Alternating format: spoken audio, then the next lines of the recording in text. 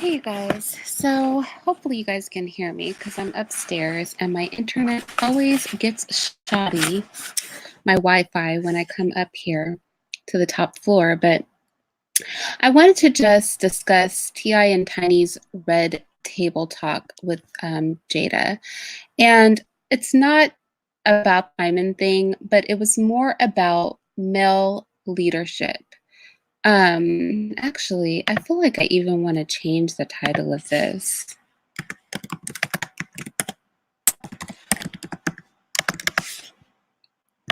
Yeah, I'm going to change the title of this. Can I do that while I'm live? Apparently, I cannot. Okay.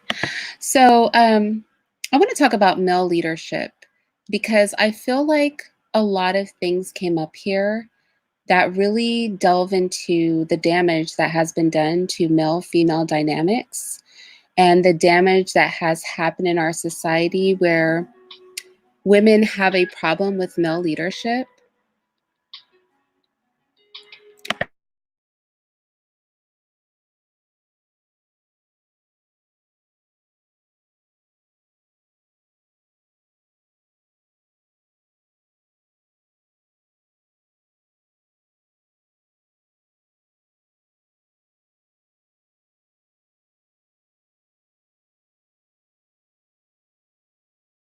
So, I want to play a couple of clips and I just want to discuss not so much T.I. and Tiny. If you guys can try to remove yourself from the people, I want to discuss the other issues. So I have exactly 4 clips from the show that I want to play. And I want to talk about each of them and kind of what I personally took from them. So let me just set everything up.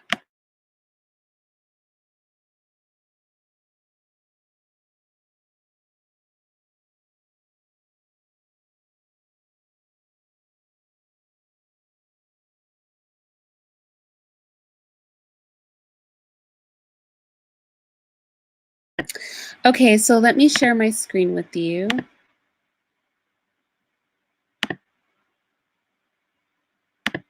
Okay. All right, so I think you guys can see my screen now. So this is the first clip. I'm going to try to play it as loudly as I can. Hopefully it won't be too loud. I feel like whenever I play things from my computer, they're either too loud or not loud enough. Hi, John. Okay, first of all, the word control is very... But you know that's what it sounds like. I know, but in order to guide or direct, you must have a certain level of control of anything. I want to stop there. So right now they're talking about Deja, and a lot of people brought up how he was being controlling. And he said something really profound that I understand, me personally, comes with male leadership over you. And even if you're a parent, you know this, that there's no way to guide a child without exacting control. Anybody who has children knows this. Control and guidance often run hand in hand. Control and parenting run hand in hand. Control is like a word that a lot of people don't like to use. I personally don't find control a dirty word, and I don't find men having control over their households as a dirty thing. But I think I just want to back that up because it was like a very quick thing that he said, but it was so profound.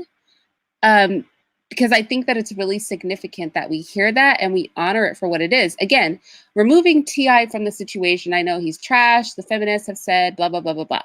But just talking male-female dynamics. So let me just back it up a little bit further.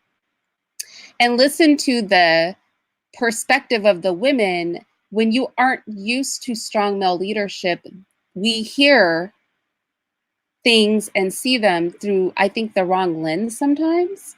Of that protection. The idea that people thought you were trying to control your daughter's virginity versus, no, because that's very different. I have a question. Okay, ask it. Okay, first of all, the word control is very But you know that's what it sounds like. I know, but in order to guide or direct, you must have a certain level of control.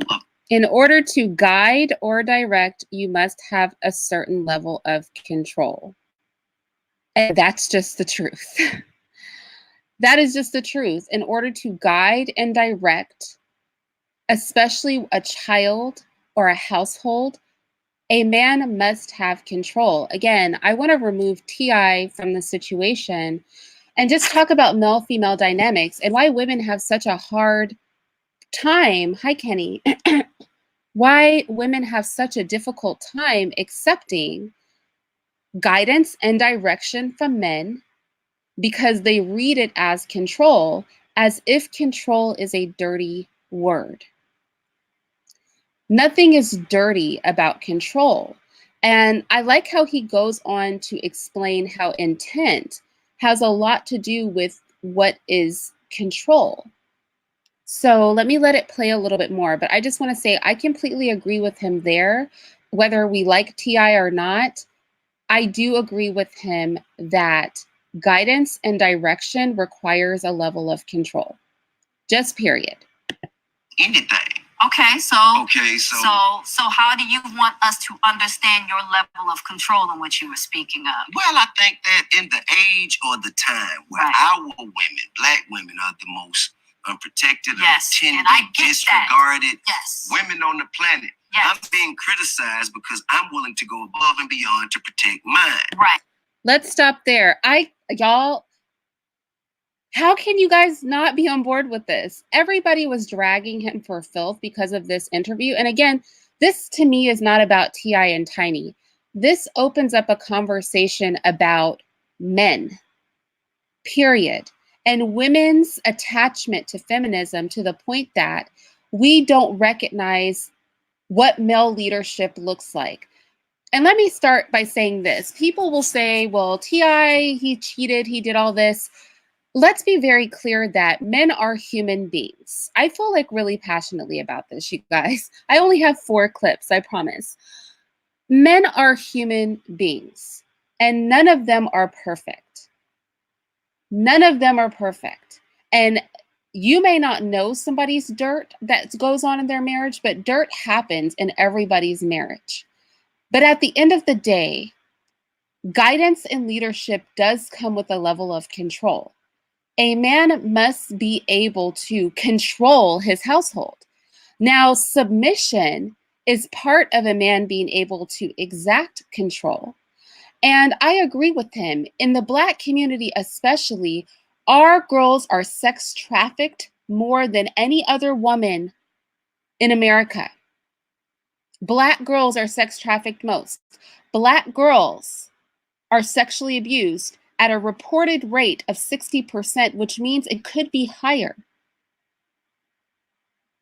Black women are some of the most unprotected. I just don't see hypervigilance on behalf of a Black female child to be problematic. I don't see a problem with male leadership, and yes, I will say it, although it is a dirty word, control. Right, I agree, Angela Porter. I'm so glad you said that. Angela said, it's because it's difficult to separate the words from the man. That is so true. But I think that's why I wanted to have this conversation, Angela, is I wanted to try to separate the words from the man, because I feel like this speaks to a bigger issue, right? I feel this speaks to a bigger issue, which is how women, we have become so unfamiliar with what intimate, strong male leadership looks like, that when we are exposed to it, we view it as misogyny. We view it as oppressive. We view the word control as something that is harmful to our person, right? And those things can be misogynistic and harmful if you have somebody who is not protective over you in a loving sort of way, right? But I think we watch too much TV and we've grown up without our men. let me tell you, for me personally, a requirement, and I'm not just saying this, where's Mr. when I need him? A requirement for me in a relationship, a requirement for me is to be led. A requirement for me is a man who wants intimate involvement with what goes on with me and our household. Somebody that is insistent, that I can run the house under the guidance of them, under the rulership of them. I feel very uncomfortable in situations with men where I am forced into a leadership position over even them. I don't personally like that because I was raised that the most secure place, this has been my life experience. The women I found that were the most secure, the safest, the best taken care of were women who had loving male leadership that was active and involved and not capable of being usurped. Now, I know that is dirty, but I had to agree with T.I. Guidance requires a level of control. And Black women are some of the most unprotected women. And yet, if a Black man enacts rulership over the women in his household, it is viewed as something negative. Women want protection on their own terms. We want male leadership on our own terms. But leadership doesn't, you don't get to pipe in on leadership. That would make it not leadership. That would make it something else. And so, again, to me, this is not about T.I. or Tiny or Deja or anything. I just picked 4 clips from this interview that to me spoke to male-female dynamics that are very broken and damaged, where men often don't know how to lead or what that looks like, and women are not exposed to male leadership. And so it makes them uncomfortable. I'm going to tell you, I expect a level of male leadership that Mr., who is a very controlling person, and I say that with love, it's one of my favorite qualities about him. Even I made him uncomfortable. Like I challenged his perception of male-female dynamic. Like being with me was a challenge for his manhood. It brought things to a new level for him because he had never met anybody who was truly traditional in the way that I am, who truly took leadership and submission very seriously. It was overwhelming for him. Maybe he and I will come and we'll have a talk about this. He was truly overwhelmed with my femininity and what that would require of him as a man. So I feel like many of us have not seen or had demonstrated leadership by men in the right way so that we don't understand it when we see it. And we expect that leadership to come from a perfect being, as if men are supposed to be superhuman and godlike in order to lead us, which is simply not the case. They are people. And just like we screw up, they screw up. But that doesn't change the dynamic, the power dynamic in the relationship that is appropriate and right.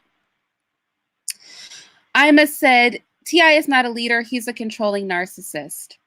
And I feel like a lot of women and even some men feel that way when faced with male leadership. Again, this is not about T.I. I'm using clips from this conversation to speak about men and women in general. So if at all possible, if we can separate the conversation from T.I., that would be great, right? That would be amazing. I know it's going to be very hard, but can we try? And I'm talking about all of the little slimy, grimy, chubby-fingered little boys who want to just come and defile and destroy the sanctity that I have. Hey man, listen, I'm just saying, right? I don't understand anything that is the most important thing to me in my life. I am going to deal with that with very extreme care. And I don't understand how that is looked at as being so wrong. In order to control, for there to be malice, there must be ill intent. Yep. And I agree with him there. For there to be malice in an action, there must be ill intent. I want to go ahead and move on to my next clip. I feel like this conversation is going to get increasingly triggering as I move on, but I want to move on to my next clip, which is about 15 minutes. So let me start here. Be intact. That is. These are all things that you are learning as a man now, being in the hot seat. I'm looking to you guys to educate. Yes. Well, let me ask you another question. Yes, ma'am. Let's say that you found out that she, at 15 or 16 years old, wasn't a virgin. What would you have done then? Your childhood ends when you lose your virginity. That's it. That you ended your childhood, and it's time to begin adulthood. And I think that's the final word on that. I want to go to the next segment of it. The takeaways for me there, again, the takeaways for me there are, number one, with leadership comes a level of control. And I think a lot of women are very unfamiliar with male leadership. And by leadership, I mean that you don't get final say, right? I think a lot of us were not raised in households where there was a man, and once he spoke, that was it. It didn't matter if the decision was right, wrong, or indifferent. It didn't matter if you wanted something different, if mom wanted something different, if brother wanted something different. Once father spoke, that was the end of the discussion, period. And we all sink or swim on his choice, because he's the leader. So you can chime in when chiming in is allowed, but when he said, okay, discussion's over, I've made a choice, that's the choice. I feel like a lot of women and even men have not been exposed to that environment. And so if they are faced with a man, again, removing TI from this, because people are very obsessed over TI, and I really want to make this a broader discussion about men and women. Kenya from Cali said, I agree, my man had, my dad had the last word. And that's how I was raised too. Once a man in my family spoke, that was the final word. There were no other words that were going to be said. You didn't have to like what he said, but that was going to be the last thing that was said on the topic. I think a lot of men were not raised in households with men who demonstrated that. I think a lot of women were not raised around men who behave that way, or raised in a household with men that behave that way. So when we walk out into this world,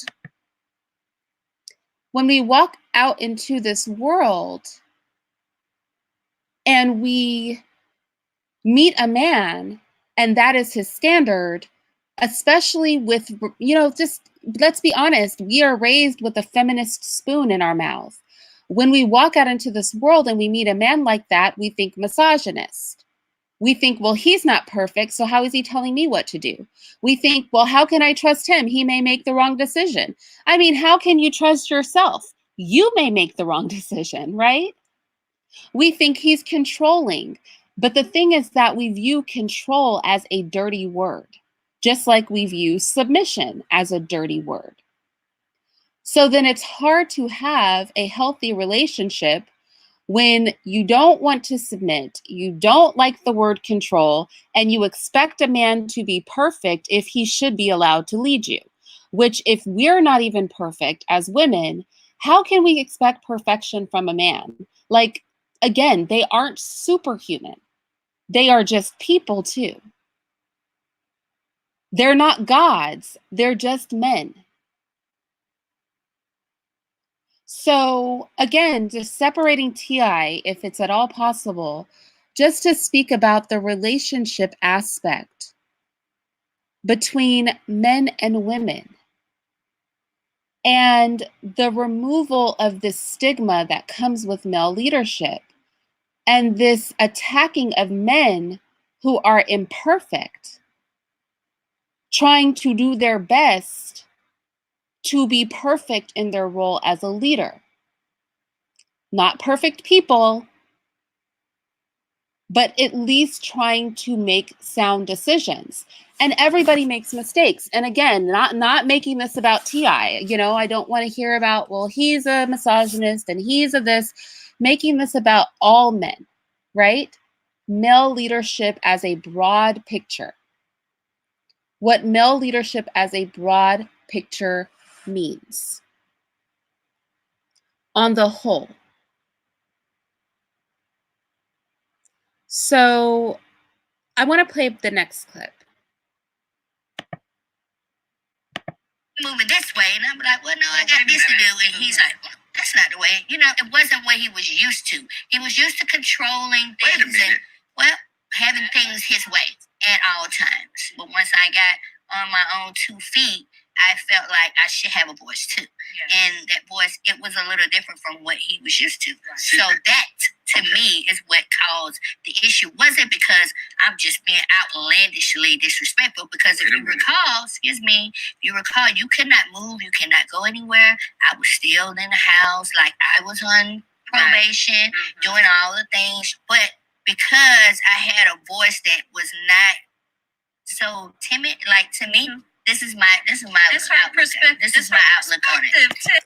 So I want to stop there because I want to talk about what it means to be in full submission to a man who pays for everything.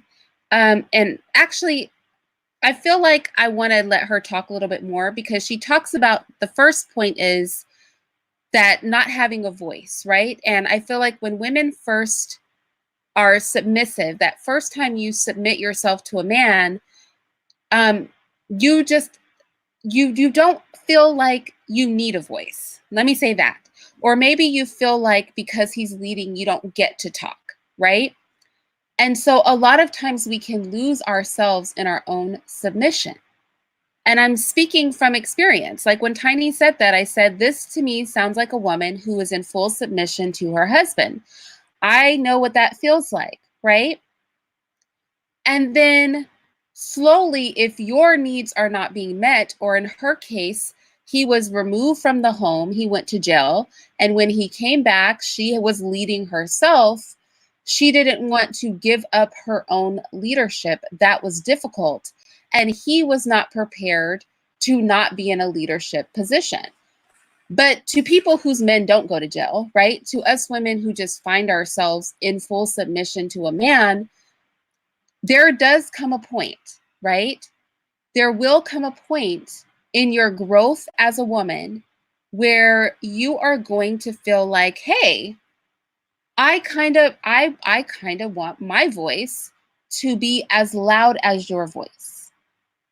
Every woman who's ever been in submission, I don't know if there are women in the chat who have ever been in that position, but every woman who's ever been in full submission to a man, tell me if you've reached this point. I know I did, where I was like, you know what?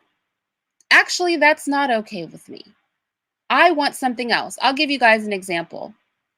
So, I would not normally speak. Okay, this makes me very vulnerable. I would normally not be engaged like in conversation, not with Mr., unless I was being addressed, right? So there reached a point where I was like, well, you know what? When I feel like I want to talk, right? I want to have a conversation. Or, you know, I want us all to go on a picnic, and so I want you to do that. And so there reached a point where I was like, you know what? There are some things that I personally want out of this. Like, I don't derive 100% of my pleasure from making you happy and executing your will. Because in the beginning of a marriage, that's what you do. You try to make your man happy. You try to execute his will. And at some point, you're like, you know what? There's some stuff I want too. I just don't get 100% of my enjoyment from pleasing you. I have some things on my bucket list that I would like too. When that happens, that is like a phase of growth that the woman is going through. And a lot of times when we are surrounded by a feminist society, we don't know where to take that energy. We don't know how to assimilate this new feeling that we're having. And we can become combative, which then is a direct conflict with male leadership. But I want her to talk a little bit more, not just about being in submission, but also about being 100% financially cared for by a man. Because that's another vulnerable position that I think a lot of women may not have grown up in households where a woman was in full submission and 100% financially supported by a man. And that is a very vulnerable position to be in. And I really like the way that Tiny expresses it. Again, not making this about T.I. and Tiny, but just using their story to discuss a bigger picture about male-female dynamics and how degraded the natural order of things is, to the point where it is foreign to us as a people. I feel like she felt like it's not the woman I left, and this is not what I want. I want somebody that, if I tell her this, she's going to listen, and she's going to do this the way I want her to do it. And that's where he went. He went and found him somebody that he can be like, hey, don't move. So, I mean, let's do that. And then I was not, you know what I'm saying? I understand. Okay, this is the thing. It's not about your voice. Okay, go out there and you get the voice and want it to be loud as you want it to be. However, you must know how to use that voice. Now, the fact that you may have muted yourself. No. You could have always said whatever it is you wanted to say, even if that led to me saying, well, you know what, this ain't for me. Then that is a decision that wait a minute, that is a decision and a sacrifice that a woman must be willing to make for that voice. Wait a minute, let me finish. I didn't interrupt you. Okay, I never told you couldn't say. I told you I had my list of how I wanted things to go, and you said, okay. And I want to stop there, because that is truly what submission looks like. And I feel like as women, when we are in a submissive position to a man, going back to this growth that we have as women, I feel like us older women don't talk to younger women enough about this. Number one, you'll reach a point where you start to feel animosity at your own submission. And if you're feeling animosity at your own submission, then you start to project that on the man, right? Because it must be the man. He's forced you to listen to him. He's forced you to be in submission to him. When the reality is, a man who is a leader will lay out the law for you as he expects it to be. And then we as women have a choice to acquiesce or recognize that he will not keep us in his space if we do not. Now, this is the point where as women, we have to be pragmatic, right? This is the point as women where we have to decide, is this a man I feel safe submitting to and I'm ready to be led by? And am I capable of obedience? I know obedience, control, submission, these are all trigger words, but let's try not to be triggered. Am I capable of all of these things? Once we have agreed, there will reach a point where you could have animosity at your own submission, and then want to take that out on the man. Because let's be honest, it's not easy to be submissive. That's not an easy position to play, especially if you are willful. And a lot of our women are very willful. Black women have been told that they are independent and that they are strong and all of these things. A lot of us have not been protected. We have not grown up under male leadership. We've had to protect for and provide for and fight our own battles. So then, when you're in a position where now you are protected, provided for, and you no longer have to fight your own battles, you can start to feel a little bit like stifled by your own submission. Because it's not easy to have a will of your own. Like I said, if you're a willful woman, which means that you're very alpha. I feel like a lot of people think that a submissive person is a very epsilon person, not even beta, like epsilon. A submissive woman is a doormat. Submissive women tend to be very strong people. There are the doormats, but it takes a lot of energy and it takes a lot of self-control to be in submission. It takes a lot of self-control to bite your tongue. It takes a lot of self-control to check your emotions. It takes a lot of self-control to relinquish control and trust, which is very scary. Trust a man. And again, removing TI from this conversation. But trust a man to make a choice for you, or even when you think he's making the wrong choice or feel you know better, to shut your mouth and let him be a man and navigate that without your interference. While you navigate your womanhood, that is a hard thing to do. It is not easy. Let me tell you. Because I am a very willful person, okay? And I can be very overpowering, and I can be very argumentative. But I have to be mature, and that is a sign of womanhood. The ability to check your emotions. As women, our emotions can quickly boil up and start running our minds. It is the beautiful thing about women. It is what makes us empathetic. It is also our greatest flaw.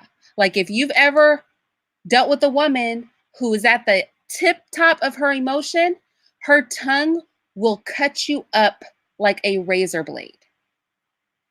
And she might throw something at you. Women are ruthless. Our emotions are such a powerful force in us. And that's not a bad thing. But the thing is that so few women are reared up and raised to know how to control that power. It's like, you know, that movie X-Men, and there was that one character that had to wear the glasses on his eyes. And if he took off his glasses, they would just burn up everything around him. Just a laser beam would shoot out and just destroy everything in sight. Women's emotions are like that X-Men character, whoever he is, right? Our emotions are like a laser beam shooting out of our eyes, ready to burn asunder anything, okay, in our path. If you're not raised in a household with strong male leadership, you never learn to fully exact control over your superpower. And then your superpower ends up running you. And then when you are faced with a man who expects you to check yourself, because a man cannot check you unless he's going to beat the crap out of you, right? So barring anybody bashing your head into a wall, you must be capable of checking yourself. That is submission. We often view submission as bowing down to the will of another person. But what submission really is in a woman is self-control. Submission is self-control under the leadership of a man. You control your will, you control your anger, you control your passion, you control your desires. You control your desire for control.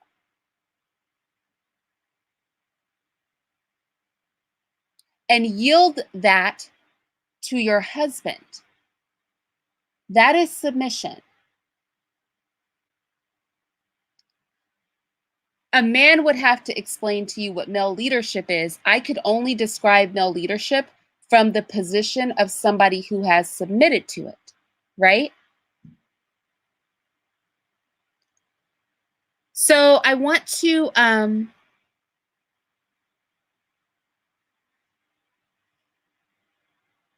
continue on. Wait a minute. Okay, so when you were not okay with it anymore, which is understandable, you changed your mind or whatever happened. I went to prison. That caused you to, explore different parts of your voice. You can't use that voice to try to go against me. We're supposed to be together.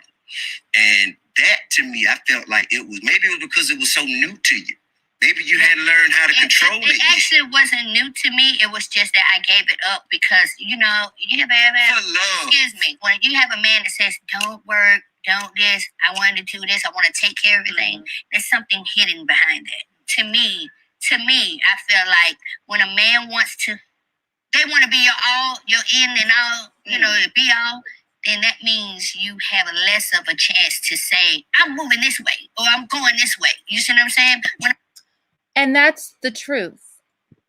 When a man pays for everything, you lose control. You lose control.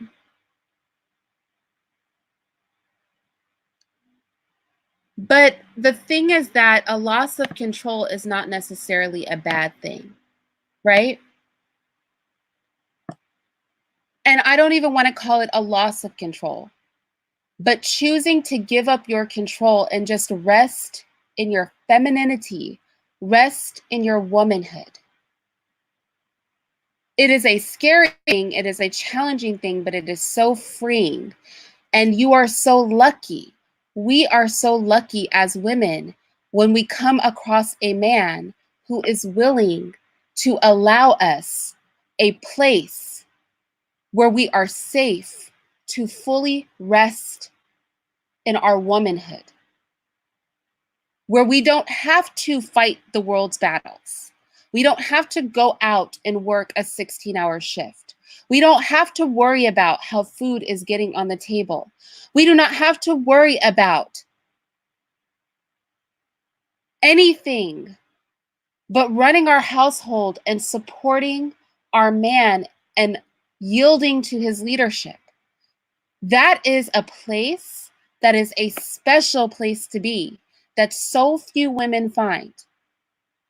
And so few women come by a man that can properly execute. But the thing is that, remember, in his execution of leadership, just like in our execution of submission, neither party is going to be perfect. Right? Neither party is going to be perfect. Hi, Adam. And so we cannot expect from our men perfection when we have not even managed, nor could we be perfect. We're a team in that thing, right? We each play our position, and the better you play your position, the better he can play his. The better he plays his position, the better you can play yours.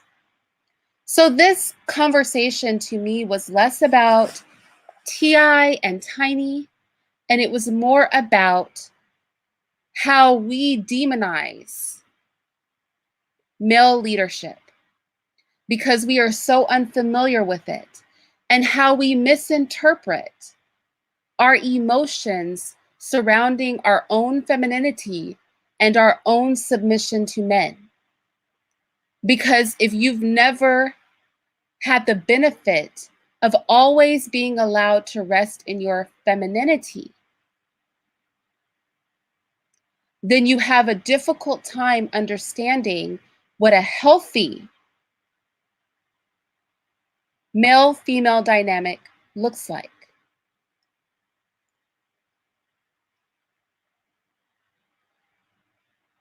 So with that said, I didn't want to stay on here long.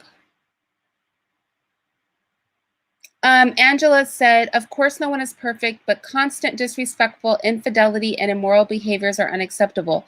Well, everybody has to draw their line, Angela, but this is what I will say for me. For me, when you choose to travel life with a person in a marriage, and it takes both people, both the man and the woman, have to believe this.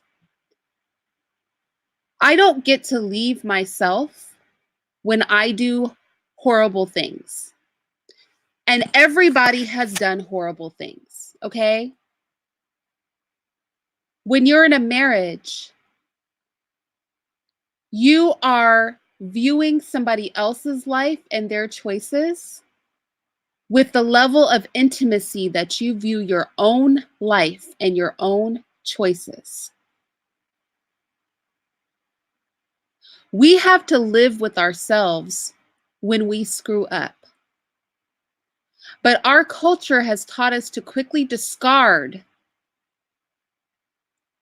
our husbands or our wives when they screw up. Everybody has to draw their own limit, but this is just some food for thought when we talk about marriage. It's your choice to travel through life with somebody. And if you look at your own life by yourself, you have had periods of where you were not the best person, and you've had periods where you were a lot better off. The only difference is you can't leave yourself. Again, everybody has to have boundaries, but I will say that part of loving a person, truly loving somebody, is knowing that they're not dispensable. But I will say you need to have a partner that is in agreement with that. That's where being equally yoked comes in, right? Mr. Merriman said, if a man is paying for everything, then a woman may as well be his child. I paid for everything for my kids until they became adults. My life mate should be my help in every damn thing. Well, then that's you, right? So for those women who kind of want to be Bob the Builder, right? For those women who, Cassandra, this is not really about T.I., but yeah, he did go to prison for some years. And yeah, he was upset when she developed some survival skills. Mr. Merriman, I would say if you want a woman that is going to be Bob the Builder for you, then there are women out there that will do that. But you will be not leading that woman. If a woman has to build with you, if she has to do the same thing you have to do as a man, then you do not deserve, nor will you get her submission. What you will get is an opportunity to run all of your thoughts and desires and everything that happens in your household by the person who supports half of your household. So Bob the Builder relationships, they work and they're very popular, right, with people these days. And I don't begrudge, any woman who wants to be a part of that, it may work better for some women if they cannot be submissive. Me personally, no. I don't want to be 6, 7, 8, 9 months pregnant working 12 hours a day. I don't want to have to leave my infant baby to go into an office. I don't want to have to do anything as a woman other than care for my family and support my husband. That's me personally. The next woman may want to pay half of the bills. The next woman may want to go to work pregnant. The next woman may not mind having to leave her baby after 6 weeks of giving birth to it and going back into the workplace. The next woman may not mind having to be concerned about if the lights are going to be paid or how the car insurance is going to work out. The next woman may want all those burdens. The next woman might want to rather pay somebody to keep her child than have the luxury of staying at home and keeping her own child. There are women who prefer that life, or who feel that they cannot get anything better or do not deserve anything better than that life. But that's not the kind of woman that I am, and that's not the kind of woman that a lot of women are. But there truly is somebody for everybody. There are those Bob the Builder women. There are some men who are not comfortable because it is a great burden to a man to have to care for a house full of people. Let's just be real. That's not an easy job, which is why we owe them our devotion, our submission, and we owe them not to do anything to complicate their life because it is a hard job. But there are some men who simply would fold under the pressure of that kind of leadership. Every man cannot do that. Every man is not emotionally capable, is not physically capable, is not mentally capable of playing that position. Just like every woman is not going to want to rest fully in her feminine. Fortunately, there is somebody for everybody, right? Fortunately, there's somebody for everybody.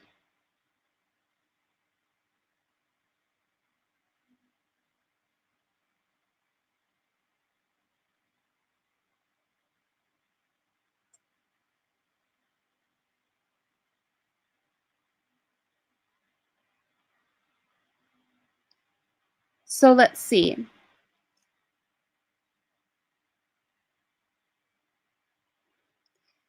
I just wanted to I don't know. I just wanted to have that conversation.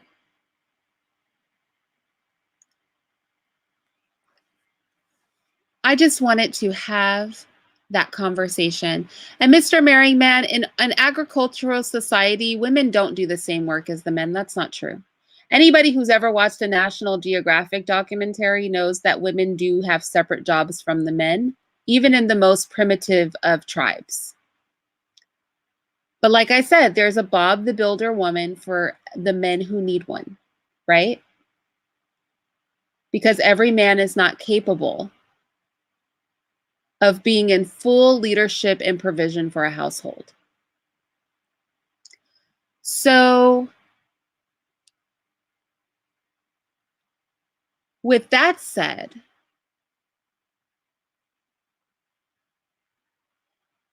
I don't think the correlation between what lions do and what humans do is quite the same thing.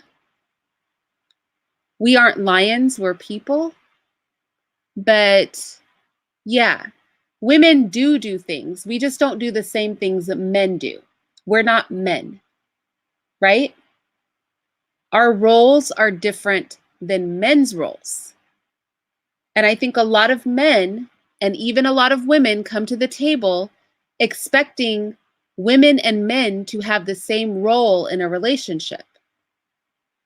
But we do not have the same role because we are not the same. We are very different. I don't have fangs and claws, and I don't kill deer with my teeth. I'm not a lion. I'm a human woman, right? Human beings are already the most delicate of the species. As a woman, there are many jobs that I have, but none of those jobs ought to be men's jobs. My biggest job is falling in line and falling under the leadership of my husband. My biggest job is executing his vision for our home and our children. My biggest job is controlling my willfulness so that I can be in submission to him, so that he can face his job as a man without worry. To support him in his role as a man is my job as a woman. That's it. That's the end. And I don't get to call him a misogynist, and I don't get to call him controlling, and I don't get to shame him for his leadership. I appreciate being allowed to be in a position where I can be fully feminine and fully a woman. I appreciate being in a position where I do not have to do the work of a man. That would be the ideal male-female dynamic from my perspective, from a traditional place.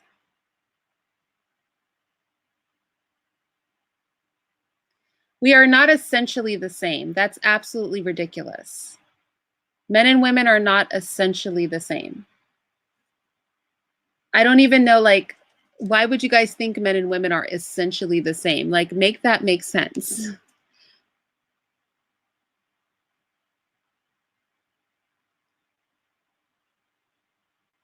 Actually, marrying man, the Black female slave was treated differently than the Black male slave because she could bear children. That's like historically inaccurate. But even if she was treated exactly like the male slave, why would you use slavery as an example? Are you suggesting that our marriages look like slavery? Like, I don't understand. Like, you know what I'm saying? That's ridiculous. I feel like sometimes y'all really, really, people, men and women are exactly the same. We literally have organs you guys do not possess. Our muscular structure, our bone structure is very different. And might I point out also the whole carrying of a human being in our body thing. I mean, has the New Age teaching of Babylon just disrupted everything?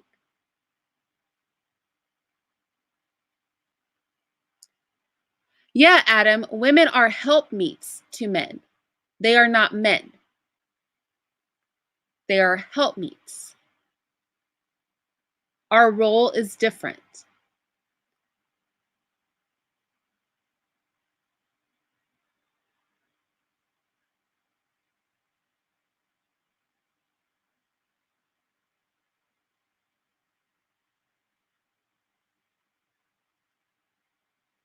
Mr. Merriman, all your scenarios were bad, though.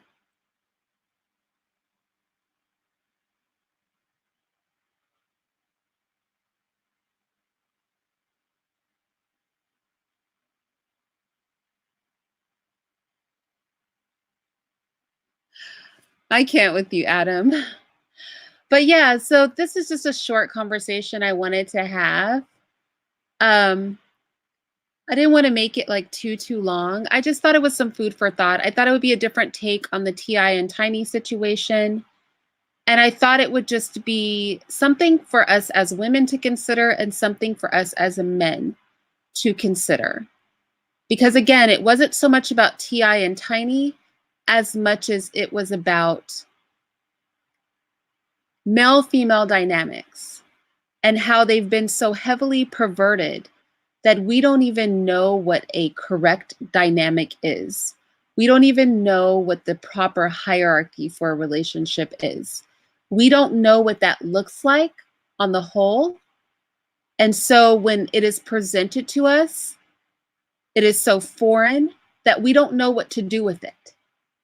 And we tend to attack it and despise it instead of realizing that we need to get back to these fundamentals to see a healthy and productive community.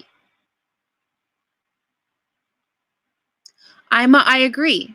White feminists have done a lot of damage to the Black community.